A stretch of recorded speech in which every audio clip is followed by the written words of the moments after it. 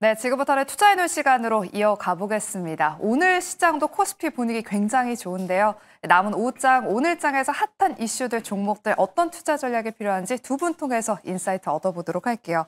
오늘은 레몬리서치 김민수 대표, VIP 금융 컨설팅의 신동민 대표 두 분과 함께 하겠습니다. 어서 오세요. 네, 또 저희가 마지막 순서로는 탑픽주를 공개해드리고 있는데 두 분의 탑픽주들이 지금 꾸준하게 우상향하고 있습니다. 먼저 김민수 대표님.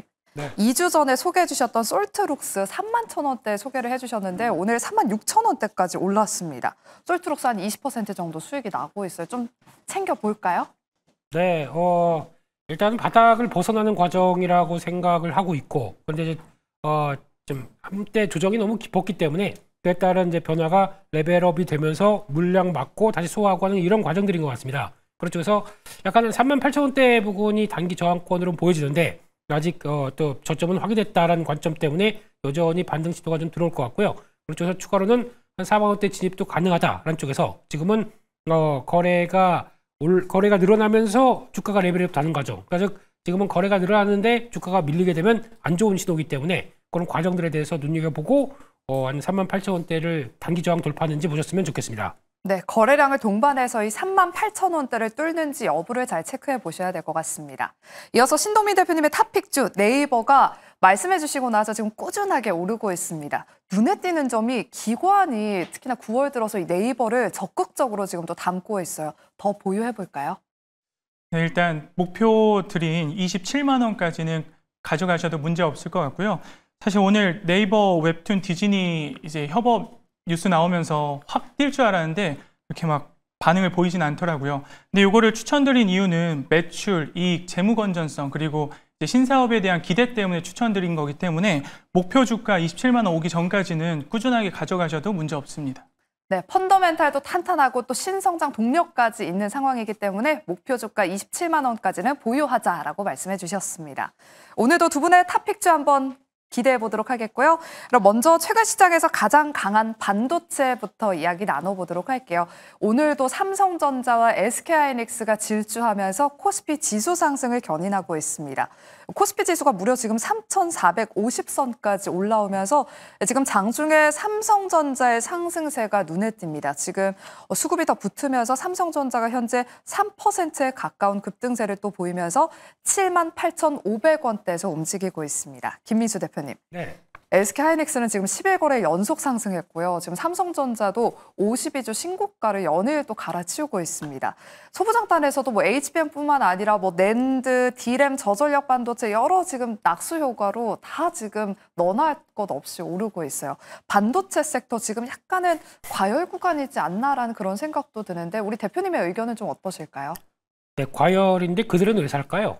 이게 가장 중요한 문제가 아닌가 싶고 그런 쪽에서 이제 나의 코스닥도 정체를 보이면서 코스피로 계속 강화된다. 그렇다는 얘기는 일단 기승전 반도체로 시장에서 관심이 상당히 높아지고 있다는 쪽으로 봐야 될 것 같고 한 번씩 반도체 사이클에 대한 기대감이 높을 때는 그냥 기술적 분석 무시 그리고 또 단기 이격 벌려주는 거 무시하고 들어오는 경향들이 상당히 많습니다. 그러다 보니까 이제 적정 비중 정도는 일단 가지고 계속 끌고 가보는 게 제일 좋은 전략이라고 보는데 여기서 뭐 반도체 관련된 얘기들 제가 또 드려봐야 뭐 반도체가 될 수밖에 없기 때문에 또 같은 얘기 계속 드리는 관정이라고 한다고 하더라도 지금 분위기는 일단 그만큼의 앞으로의 벌어질 현상들 그러나 즉 메모리 반도체 가격이 올라가기 시작하면서 Q까지 수요까지 받쳐준다는 관점들로 시장이 해석하고 있기 때문에 거기에 따른 흐름들을 맞춰간다라고 하게 되면 일단 갖고 계신 분들은 여전히 이 정도는 끌고 가겠어 계속 가져가겠어 하는 쪽들은 가져가시는 게 맞다고 봐야 될 것 같고요. 중요한 거는 지금 사고는 싶은데 반도체 쪽에 비중이 없다 보니까 주가는 지수는 계속 올라가는데 내 계좌는 거기에 못 따라간다. 그러면은 반도체를 편입시키셔야 됩니다. 근데 지금이라도 대응이 안 된다라고 하게 되면 일단 소부장 쪽에서라도 기회를 찾으시든가 아니면은 또 ETF 쪽에서 기회를 찾으시든가 아니면 에라 모르겠다. 하이닉스 아니면 삼성전자 쪽으로 일정 부분은 들어가고 그다음에 조정 나오게 되면 더 사야지 하고 대응하시는 게 훨씬 낫지 않나 싶습니다. 네, 지금 흐름이 워낙 좋기 때문에 지금은 반도체에 담아야 된다라고 말씀을 해주셨습니다. 만약에 지금 반도체 탑2가 없다면 소부장단 안에서도 기회를 찾아봐야 된다라고 말씀을 해주셨는데요. 소부장단으로 이야기를 넘어가 보도록 할게요. 오늘 특히나 빠른 순환매 안에서 유리기판 관련 종목들이 또 수급이 몰리고 있습니다. AI와 고성능 컴퓨팅 칩의 성능 향상 요구가 늘어나면서 오늘 유리기판에 대한 관심도가 높아지고 있는데요. 하지만 유리라는 이 소재 특성상 개발 난이도가 매우 높아서 아직까지는 상용화에 성공한 기업이 없습니다. 신동민 대표님. 오늘 특히나 국내 증시에선 캠트로닉스를 필두로 해서 유리기판 관련 종목들이 오르고 있거든요. 9월 달 동안 캠트로닉스를 특히나 외국인과 기관이 정말 적극적으로 담고 있더라고요. 유리기판주에 대한 전망은 좀 어떻게 보실까요? 일단 주도주가 반도체로 쭉 살아간다고 하면은 이 소부장 순환매는 계속 갈 수밖에 없다고 생각이 들고요. 그 안에서도 일단 오늘은 캠트로닉스가 치고 달리고 있고, 근데 이제 캠트로닉스를 바로 따라가기에는 심리적으로 좀 부담이 간다고 생각합니다. 그렇다면 저는 이왕이면 지금 바닥을 좀 잘 다져놓고 이제 우상향으로 틀 것 같은 ICD, 필옵틱스, 미래컴퍼니, SKC 등 기업들 좀 보면서 따라가셔도 좋을 것 같고, 앞으로 트렌드는 어쩔 수 없이 플라스틱 기판에서 유리 기판으로 갈 수밖에 없거든요. 특히 이제 유리 기판은 열에 강하고 가늘고 정밀한 배선이 구현 가능하기 때문에 기술이 발전할수록 유리 기판으로 넘어가기 때문에 이 소부장 쪽에서 유리 기판 섹터 보셔도 좋을 것 같습니다. 네, 반도체 소부장 순환매는 계속해서 이어질 것이다라고 말씀해 주셨고요. 오늘 급등한 캠트로닉스를 따라잡기엔 조금 부담스러우니 대신에 뭐 미래컴퍼니나 SKC 같은 종목들에 관심을 가져보자라고 말씀해 주셨습니다. 그리고 오늘 IT 섹터 안에서 디스플레이 업종의 분위기도 나쁘지가 않습니다. 그 안에서 오늘은 LG 디스플레이의 급등이 눈에 띄는데요. 여러 증권가에서 하반기부터 실적 개선이 전망된다는 그런 의견을 내놓으면서 오늘 분위기가 좋습니다. 김민수 대표님. 네. 최근에 OLED 쪽이 특히나 그 애플 아이폰 17 출시를 앞두고 또 뭐 애플에서 폴더블 폰 나온다라고 이야기가 나오면서 OLED 쪽으로도 수급이 유입됐습니다. 상승장의 이 분위기를 타고 OLED도 만년 소외주에서 좀 벗어날 수 있을까요? 오늘의 좀 수급 흐름은 좀 어떻게 보실까요?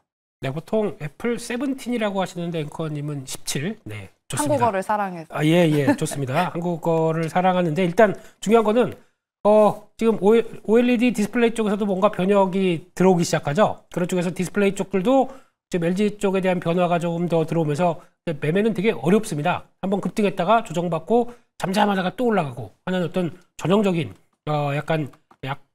좀 패턴을 보여주고 있는 상황들인데, 여기서 이제 중요한 부분들은 LG 디스플레이 같은 경우도 일단 레벨업이 되기 위한 여러 가지 조건들, 특히 최근에 나왔던 BOE가 이제 삼성 디스플레이와의 소송에서 졌기 때문에 미국으로 진입하지 못한다. 그러면 애플은 지금까지 하나의 또 다른 벤더 쪽으로 역할을 해줄 거로 기대했지만 이쪽을 대응을 못한다라고 하게 되면 오히려 이 물량이 LG 디스플레이 쪽으로 보강을 받는다라고 했을 때 LG 디스플레이의 역량들이 조금 더 커질 수 있다. 그럼 그를 위해서 충분히 증설을 했느냐?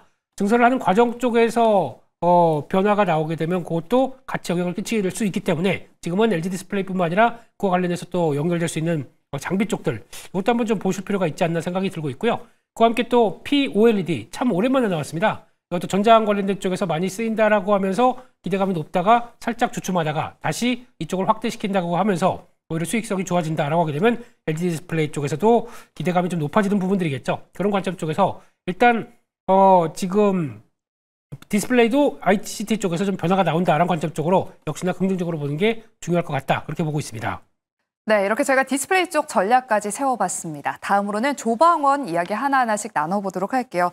최근에 조정을 받았다가 오늘 장에서 반등하고 있습니다. 먼저 원전주부터 이야기 나눠보겠습니다. 지금 오후 1시를 기점으로 해서 두산에너빌리티, 원전의 대장주죠. 두산에너빌리티로 또 수급이 붙으면서 지금 상승폭을 조금 더 키우고 있습니다. 5% 넘게 상승하면서 지금 62,000원 부근까지 올라왔는데요. 간밤 뉴욕 증시에서 뉴스케일 파워의 주가가 7% 넘게 급등 마감하면서 이 훈풍이 우리 국내 증시 관련 원전주에도 불고 있습니다. 여기에다가 또 트럼프 대통령이 영국을 방문해서 원자력 협정을 체결할 것이라는 소식에 지금 K 원전주들도 훈풍을 보이고 있는데요. 신동민 대표님, 하지만 아직까지는 약간의 정책적인 불확실성이 좀 남아있는 게 바로 이 원전 섹터입니다. 원전주 계속해서 좀 봐도 될지 앞으로의 흐름을 좀 어떻게 보실까요? 지금 오후 1시를 기점으로 두산 에너빌리티가 좀 움직이는 게 눈에 띄긴 해요. 네, 저도 봤는데 일단은 저는 조금 부정적입니다. 일단 이 정부 정책부터 대한민국에서 먼저 밀어줘야지 앞으로 좀 상승 모멘텀을 갖고 쭉 올라갈 거라 보고, 다만 이제 해외 뉴스를 갖고 이렇게 수급이 들어온다? 이게 얼마나 갈지는 좀 미지수입니다. 왜냐하면 이게 장기 프로젝트에다가 아직 저희는 이제 웨스팅하우스 견제, 구체적인 계약 내용 같은 것도 잘 모르기 때문에 이게 실제로 매출로 이어지고 이 주가에 반영되려면 시간이 걸린다고 생각이 돼서 제가 봤을 때는 좀 단기적으로는 부정적이고, 그래도 나는 원전을 좀 투자하고 싶다라고 하시는 분들은 5천억 미만의 기업들보다는 시총 1조 이상의 오늘 말씀하신 대장인 두산 에너빌리티, 현대건설, 한전기술 등 이런 기업을 좀 중장기적인 관점으로 바라보는 건 추천드리도록 하겠습니다.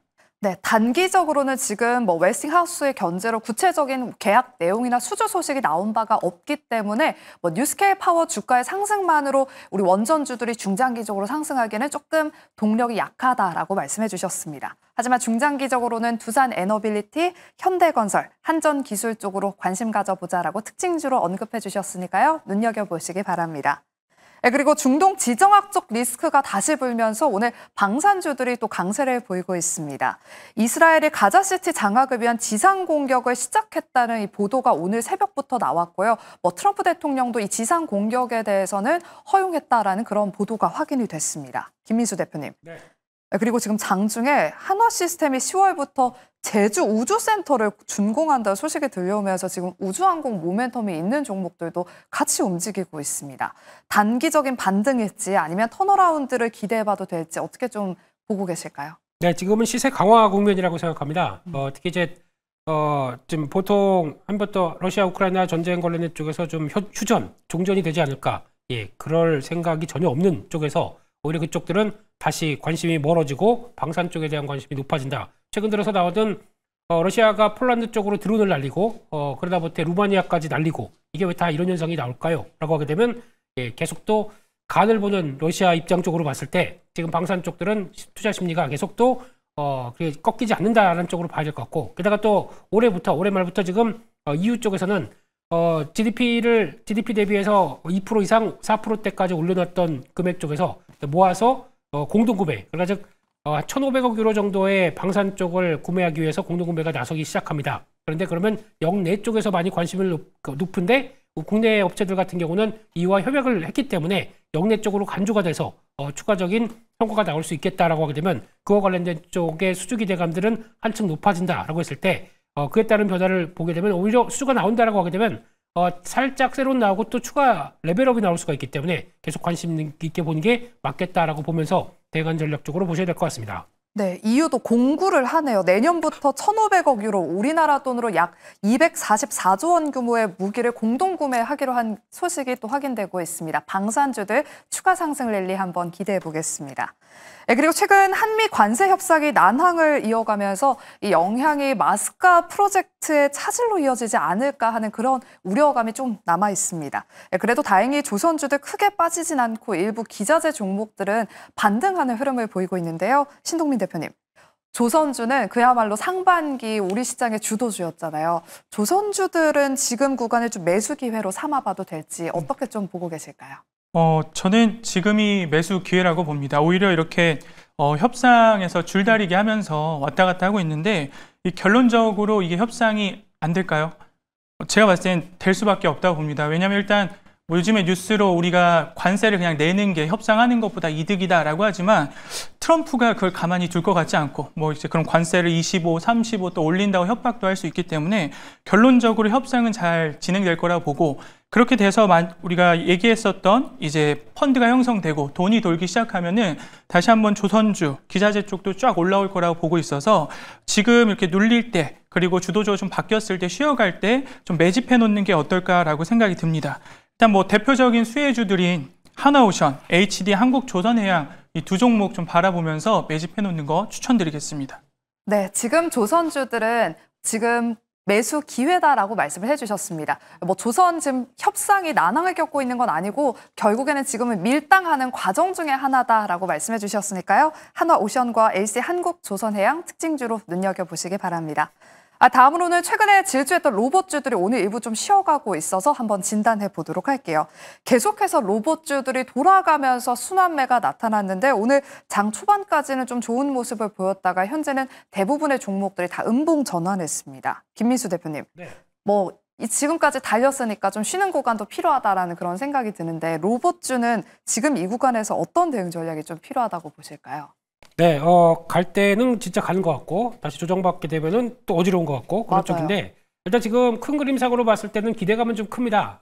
노란봉투법과 함께 이번에 또 파업들이 이루어지는데 아마 현대차에서 파업을 이제 어느 정도 협의를 받다라는 쪽이 얘기 나오다 보면서 또 꺾인다라고 하다 보니까 그런 작은 모멘텀 가지고도 흔들리구나라는 쪽들도 볼 수 있을 것 같은데 그렇다고 하더라도 일단 지금은 이제 노란봉투법 관련된 쪽에서 6개월 유예가 돼 있기 때문에 그 사이에 기업들이 얼만큼 푸시를 하면서 이쪽에 대한 변화가 이끌어지느냐. 그러면 중요한 거는 로봇 쪽에서의 성과입니다. 성과가 나오는 쪽과 뚜렷한 성과를 통해서 우리가 이렇게 만들어 간다고 하는 업체 중심으로 선별적으로 보는 게 맞지 않느냐라는 쪽으로 바라봐야 될 것 같고요.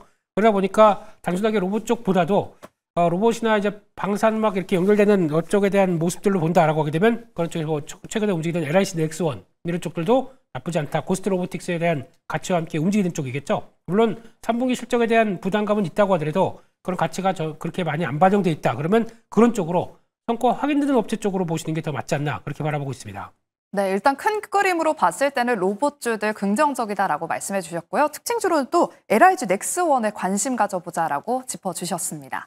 이렇게 최근 시장 분위기가 좋다 보니까 시장을 주도하고 있는 반도체 로봇주들 갖고 계시지 않은 분들은 포모 현상이 좀 일어나실 것 같습니다. 그래서 좀 눈을 돌려서 바닥권에서 좀 올라오는 종목들을 좀 발굴하려고 노력하시는 분들이 많은데요.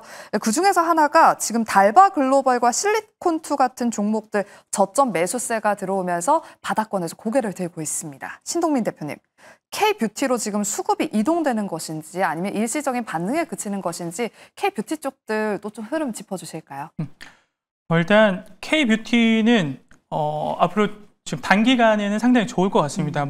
달바 글로벌 같은 경우는 이 3분기 매출이 69% 성장했다는 이슈를 갖고 그리고 또 이번 달 29일 날 중국 무비자 단체 관광 들어오면서 가장 매출에 직격탄을 줄 수 있는 거는 이 K뷰티라고 생각이 되고 있습니다. 거기에 더해서 이제 K컨텐츠 같은 경우도 상당히 괜찮기 때문에 이 뷰티 산업은 단기적인 매매 관점에서 추천을 드리고 있습니다. 네, K뷰티 관련 종목들 긍정적이다라고 말씀을 해주셨습니다. 또 중국 국경절이 또 남아있으니까요. 또 관련해서 관련 종목들 흐름 최근 분위기 좋으니 눈여겨보시길 바랄게요. 네, 다음으로는 음식료 관련 종목들 진단해 보겠습니다.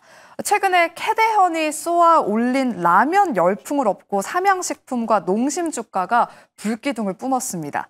해당 수급이 다른 음식료주로도 확산이 되면서 말 그대로 잘 모르는 그런 음식료 기업들의 주가도 또 수급이 확인되고 있는데요. 김민수 대표님. 네. 오늘 또 농심홀딩스가 20% 넘게 급등하더라고요. 테마적으로 좀 너무 무분별하게 오르다 보니까 좀 접근을 조심해야 되나 싶기도 한데 어떻게 이 섹터는 좀 대응을 해봐야 될까요? 네, 일단 음식료 쪽으로 전반적으로 관심을 갖는 거는 반대입니다. 지금 일단 2분기까지 실적 동향을 보게 되면 그래도 작년 동기 대비해서 성장세를 보인 회사가 딱 2개밖에 없습니다. 그 많은 음식료 기업 중에서 삼양식품과 그리고 풀몬이다라고 하게 되면 그만큼의 음식료 쪽들의 실적이 제대로 못 나온다는 거에 대한 반증, 특히 수출 쪽이면 관세도 있겠고요. 미국 쪽으로 들어가는 관세 아니면 추가적인 비용들이 생각보다 많이 들다 보니까 이를 충분히 극복 못한다라고 하게 되면 아직 역성장하고 있는데 관련된 종목들의 투자 기회를 찾는다. 이건 좀 어렵다고 보고 있기 때문에 하게 되면 그런 쪽으로 강한 쪽으로 보시는 게 맞을 것 같고 아까 말씀하셨던 농심홀딩스는 저평가인 상황 쪽에서 지주사 관련된 쪽으로 매수세가 들어오다 보니까 나오는 거지 좀 한정적으로 보시는 게 맞지 않을까라는 쪽에서 너무 확대하지 말자라는 쪽이고 오히려 라면 쪽이다 그러면 라면 쪽에 있는 소스나 스프 관련된 쪽에 S&D나 또 MSC 이런 종목 정도로 보시는 게 더 좋겠다 그렇게 보고 있습니다. 네, 음식료 섹터에서는 다소 보수적인 코멘트를 주셨습니다. 시간 관계상 이제 마지막 순서로 두 분의 탑픽주를 공개해 보겠습니다. 오늘 장에서 공략 가능한 탑픽주는 무엇일지 먼저 신동민 대표의 탑픽주부터 바로 공개해 보도록 할게요. 네, 제가 오늘 가져온 탑픽주는 한미 반도체입니다. 일단 목표가는 10만 5천 원, 손절가는 8만 원인데 추천드린 이유는 수급, 매출, 시장 점유율까지 3박자를 고루 갖췄기 때문입니다. 일단 HBM용 TC 본더가 전 세계 1위고 그리고 점유율도 90%에 달하기 때문에 앞으로 매출 성장하면서 주가에 반영된 일만 남았다고 보고 있어서 한미 반도체 추천드리도록 하겠습니다. 네, 최근 반도체 분위기가 굉장히 좋은데 또 HBM 하면 또 대장주로 한미 반도체가 떠오릅니다. 오늘의 탑픽주 한미 반도체였고요. 이어서 김민수 대표님의 탑픽주도 바로 공개해 보도록 할게요. 어떤 섹터, 어떤 종목이에요? 네, 오늘은 그 PCB 쪽에서 기판 쪽의 한 종목 BH를 말씀을 드리고 싶은데요. 네. 이 회사 요즘에 좀 잘 가다가 좀 주춤합니다. 그런 쪽에서 여러 가지 해석도 많긴 하지만 가장 중요한 FPCB 쪽의 강자고 거기서 나오는 특히 이제 이번에 애플 이제 폴더블 폰 쪽에 대한 확산이 나올 때 가장 큰 수혜를 볼 수 있는 종목 쪽으로 바라보고 있는데 또는 FPCB 쪽으로 잘 들어갈 수 있는 쪽들이 전장과 방산 쪽이 있는데 이쪽도 그렇게 무시가 하면 안 되는 쪽 같은데 그쪽에 대한 성과를 기대할 수 있는 것 같고 게다가 또 이번에 또 교환사채 EB를 발행하고 게다가 또 자사주 소각이 들어가는데 그때 EB 발행한다고 해서 무조건 부담스러운 게 아니라 EB를 발행하면서 나오는 그 돈을 가지고 이걸 한 500억 정도 3년 동안 투자를 한다라고 하게 되면 그에 따른 이제 규모가 더 커진다고 봐야 되겠죠. 그런 쪽을 봤었을 때 게다가 또 EB 발행하는 단가가 21,600원입니다. 지금보다 훨씬 높은 가격이죠. 그렇기 때문에 아직은 큰 부담이 없다라고 보게 되면 이를 또 체크하시는 게 좋겠다. 그런 쪽에서 바라보고 있습니다. 네, 이렇게 BH 탑픽주까지 이야기 나눠봤습니다. 저희가 준비한 순서는 여기까지고요. 저희는 내일 오후 12시 이 시간에 돌아오겠습니다. 함께해 주신 여러분 고맙습니다.